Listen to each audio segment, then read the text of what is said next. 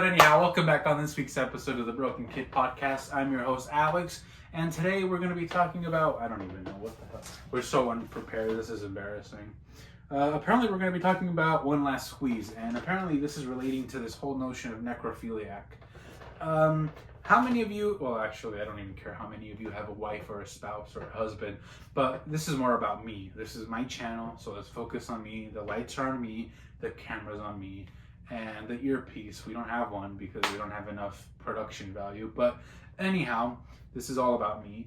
But the other day I was thinking, and actually I've been thinking about this for a really long time, about dying alone and how sad it must be, and like anything you can do to avoid dying alone. And I guess I have abandonment issues, but I was just thinking about how sad it is to die alone. Like, let's say you have a spouse and she dies, you know, like, this is like, how are you gonna, like, are you gonna realistically move on, or what do you do? Or, and I was just thinking about people who, I was watching the Halloween movie and they were talking about, there was like a dead girl and they were talking about doing stuff. They were talking about doing things with her. And I was thinking, what if instead of like all these fetishes and all these creeps, like for instance, the human centipede, don't you think if there's a crazy enough person out there to kidnap people and sew their mouth shut, and if you've seen the first one and the second one, or if you've seen any of them, to me, I watch it during dinner. I eat to that movie, The Human Centipede.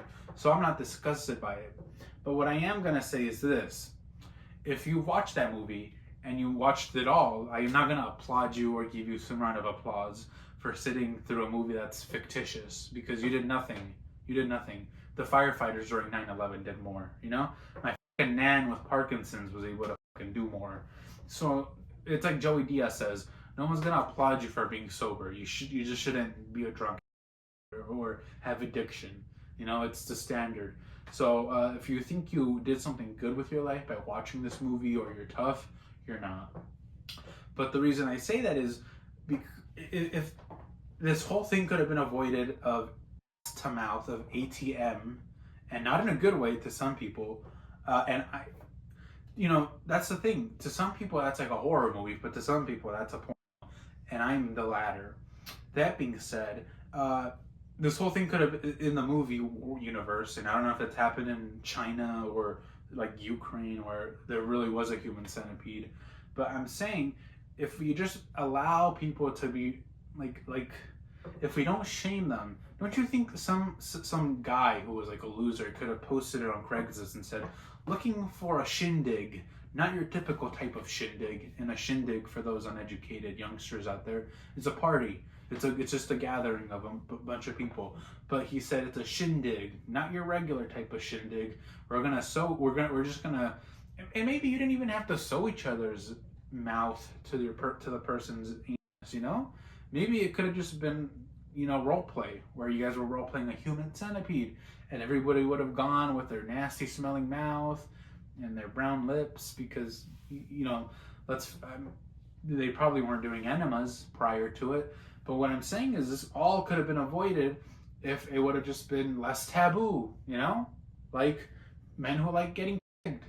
People judge it and they hide it for so long, but then one day it comes out of the marriage and the woman's like, you like getting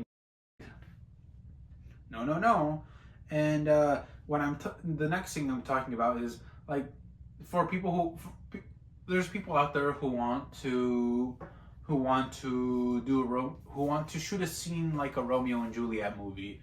Essentially what I'm saying is they want to have sex with a dead person. And what I thought of is,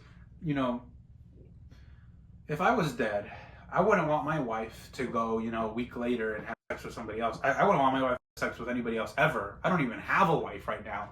But if I die at 30, that's all sex you're getting. You're from 30 till, if you die at 80, you're going to have 50 years of no sex.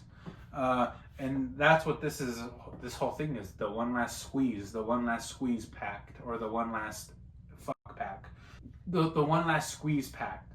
Essentially, when somebody dies, what you get to do is you get to go in, it's orchestrated where you get to make love to them one last time, even though they're dead, because it is known that the human body is still somewhat responsive to say the least. A little bit after death. So what would happen is it would, within that window, people would take advantage and they would make out with their dead person and do whatever they wanted to one last time, you know. And what it does is it allows you to make love to the person you've loved for whether it be 5 years, 10 years, 15, or 20 or 30 years. But what it also allows you to do is I forgot what the second thing was.